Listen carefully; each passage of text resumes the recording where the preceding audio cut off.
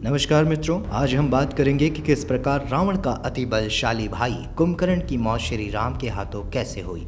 रामायण काल की यह घटना तब घटी जब कुंभकर्ण को असमय ही जगाया जाता है। तब कुंभकर्ण गुस्से से तिलमिला उठता है और सीधे रावण से उसे जगाने का और लंका में चल रहे युद्ध का कारण पूछता है। तब कुंभकर्ण के पूछने पर रावण ये बताता है कि उसने अपने बहन शूर्पणखा के अपमान के बदले श्री राम की पत्नी सीता का बलपूर्वक हरण किया। इसलिए उसे छुड़वाने के लिए श्री राम किष्किंधा के राजा वानर राज सुग्रीव की सेना लेकर हमसे युद्ध करने आया है। रावण के मुख से देवी सीता के हरण की बात सुनकर कुंभकर्ण को आश्चर्य होता है, क्योंकि कुंभकर्ण जानता था कि श्री राम वास्तव में नारायण का अवतार है और देवी सीता साक्षात लक्ष्मी का अवतार है। फिर कुंभकर्ण रावण से सवाल करता है, भैया आप लक्ष्मी रूपी देवी सीता को हरण करके लाए हैं और स्वयं भगवान विष्णु से शत्रुता मोल ले ली है, ये कैसा अनर्थ आप कर रहे हैं। कुंभकर्ण की ये बात सुनकर रावण आश्चर्यचकित होकर कुंभकर्ण से ये बोलता है, तुमसे किसने कह दिया कि वो वनवासी राम विष्णु का अवतार है। तब रावण को समझाते हुए कुंभकर्ण कहता है, भैया हमारे पिता समान गुरु शुक्राचार्य ने स्वयं मुझसे ये कहा था कि त्रेता युग में जब भगवान विष्णु सूर्य वंश में मानव रूप में जन्म लेंगे तब वह उसी मानव रूप में आपका अंत करेंगे। कुंभकर्ण के मुख से अपने शत्रु राम की तरफदारी भरे शब्द सुनकर रावण को क्रोध आ जाता है और वह कुंभकर्ण पर क्रोधित होकर ये बोलता है, कुंभकर्ण अगर तुम इस युद्ध में अपने भाई की मदद नहीं कर सकते तो मुझे उपदेश भी मत दो। यदि तुम्हें लगता है कि इसमें मेरा ही सारा दोष है तो तुम जाकर वापस से सो जाओ। ये मेरी लड़ाई है और मैं इसे खुद ही लड़ लूँगा। मुझे तुम्हारे परामर्श की आवश्यकता बिल्कुल भी नहीं है। तब कुंभकर्ण ये कहता है, भैया मेरा आपको परामर्श देने का उद्देश्य केवल आपका और लंका वासियों का हित है, इसीलिए मैं आपको ये परामर्श दे रहा था कि यदि हो सके तो आप श्री राम से संधि कर लीजिए। लेकिन यदि आप चाहते हैं कि युद्ध हो तो मैं आपकी ओर से युद्ध करने अवश्य जाऊंगा। आपका छोटा भाई होने के नाते मेरा ये कर्तव्य बनता है कि जब तक मेरे प्राण हैं तब तक आप पर कोई आँच ना आए। भले ही मैं जानता हूँ कि श्री राम और कोई नहीं बल्कि स्वयं भगवान विष्णु का अवतार है, लेकिन फिर भी मैं युद्ध में पीठ नहीं दिखाऊंगा और एक सच्चे वीर की भांति उनसे युद्ध करूंगा, भले ही इसमें मुझे वीर गति प्राप्त हो जाए। लेकिन महाराज रावण की आन बान और शान बरकरार रहेगी। इतना कहकर कुंभकर्ण युद्ध में जाने के लिए रावण से आज्ञा मांगता है। लेकिन युद्ध के लिए जाते जाते कुंभकर्ण रावण से यहाँ तक ये भी कह देता है, भैया यदि मैं इस युद्ध में मृत्यु को प्राप्त हो जाऊं तो कृपा करके आप श्री राम से संधि कर लेना, क्योंकि मेरी मृत्यु के पश्चात लंका में कोई भी श्री राम का सामना नहीं कर पाएगा। इतना कहकर कुंभकर्ण युद्ध भूमि की तरफ चल देता है और युद्ध भूमि में आते ही कुंभकर्ण अपने विशाल शरीर के कारण वानर सेना को कुचलने लगता है। कुंभकर्ण कीड़े मकोड़ों की तरह वानर सैनिकों को कुचल रहा था। कुछ को वह अपने पैरों के नीचे दबा देता तो कुछ को अपने मुंह में फूंक मार कर उड़ा दे रहा था। कुंभकर्ण के आने से सभी वानर सेना डर से कांपने लगते हैं और वहां देखते ही देखते भगदड़ मच जाती है। तब यह देखकर विभीषण श्री राम से ये कहते हैं, हे प्रभु, यह महाराज रावण का छोटा और मेरा बड़ा भाई कुंभकर्ण है। ये बहुत ही शक्तिशाली और मायावी है।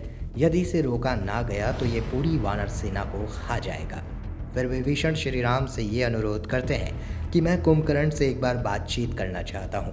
हो सकता है कि कुंभकर्ण मेरी बात मानकर हमारी तरफ आ जाए, इससे यह युद्ध अपने आप ही समाप्त हो जाएगा। फिर श्री राम से आज्ञा लेकर विभीषण कुंभकर्ण को मिलने तथा सलाह देने के लिए जाते हैं। तब अपने छोटे भाई विभीषण को देखकर कुंभकर्ण के मन में अपने भाई के लिए बड़ा प्यार उमड़ने लगता है और वह विभीषण को अपने हाथ पर उठा लेता है। तब अपने सामने लाकर कुंभकर्ण विभीषण से कुशल मंगल पूछता है और ये भी कहता है, भाई विभीषण, तुमने शत्रु से मित्रता करके अच्छा नहीं किया। तब विभीषण जी कुंभकर्ण को ये बताते हैं, कुंभकर्ण, मैंने स्वयं अपनी इच्छा से लंका का त्याग नहीं किया, बल्कि भैया रावण ने मुझे अपमानित करके निकाल दिया था और हमारी माता केकसी के परामर्श से ही मैं राम की शरण में आया हूँ, ताकि लंका के निर्दोष प्रजा को महाराज रावण की कुकर्म के परिणाम से बचा सकूँ। मैंने भैया रावण को बहुत समझाने की कोशिश की कि वो देवी सीता को सम्मान पूर्वक श्री राम को लौटा दें, लेकिन उन्होंने मेरा परामर्श नहीं माना और भरी सभा में मुझे अपमानित करके लंका से निकाल दिया। विभीषण की बात सुनकर कुंभकर्ण कहता है, तब भी तुम्हारा ये कर्तव्य था कि अपने भाई के साथ युद्ध में तुम्हें खड़े रहना चाहिए था। शत्रु के साथ तुम्हें नहीं मिलना चाहिए था। भाई तो वही है जो बुरे वक्त में भी अपने भाई के साथ खड़ा रहे। इसीलिए मैंने भैया रावण की तरफ से युद्ध करने का फैसला किया है। आज हम दोनों भाई एक दूसरे के प्रतिद्वंदी के रूप में खड़े हैं, इसलिए तू अपना कर्तव्य निभा और मैं अपना कर्तव्य निभाऊंगा। इतना कहकर कुंभकर्ण फिर से युद्ध के मैदान में उत्पात मचाने लगता है, जिस कारण सारी वानर सेना भाग खड़ी होती है। अपनी वानर सेना को ऐसे भागते हुए देखकर महाराज सुग्रीव कुंभकर्ण से युद्ध करने के लिए आगे आते हैं, लेकिन कुंभकर्ण के विशालकाय शरीर के आगे सुग्रीव कुछ नहीं कर पाते और देखते ही देखते कुंभकर्ण सुग्रीव को अपने हाथ में पकड़कर उठा लेता है और लंका की तरफ वापस जाने लगता है। तब हनुमान जी और लक्ष्मण जी कुंभकर्ण से युद्ध करने लगते हैं। यह युद्ध काफ़ी समय तक चलता रहा, लेकिन उसका कोई परिणाम नहीं निकल रहा था। तब कुंभकर्ण युद्ध के बीच में ही सुग्रीव को बंदी बनाकर वापस जाने लगता है। सुग्रीव को बंदी बनाकर ले जाते देख जामवंत श्री राम से ये कहते हैं, हे प्रभु, सुग्रीव वानर सेना के राजा हैं। अगर उन्हें कोई नुकसान पहुंचा तो वानर सेना अपने राजा के बिना शक्तिहीन हो जाएगी और हमारी हार सुनिश्चित हो जाएगी। इसलिए आप अभी जाकर महाराज सुग्रीव को कुंभकर्ण के चुंगल से छुड़वाएं। जामवंत की बात सुनकर श्री राम सुग्रीव का संयोग करने के लिए चल पड़ते हैं और एक साधारण तीर द्वारा कुंभकर्ण का ध्यान अपनी तरफ लाते हैं। फिर श्री राम और कुंभकर्ण में युद्ध शुरू हो जाता है।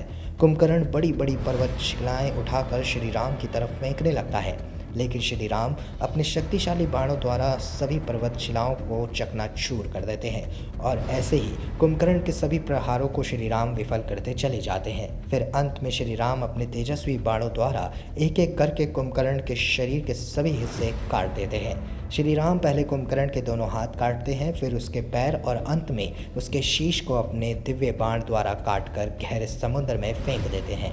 इस प्रकार लंका का सबसे महाशक्तिशाली योद्धा वीर गति को प्राप्त हो जाता है और श्री राम के हाथों मारे जाने के कारण उसे मोक्ष की प्राप्ति होती है।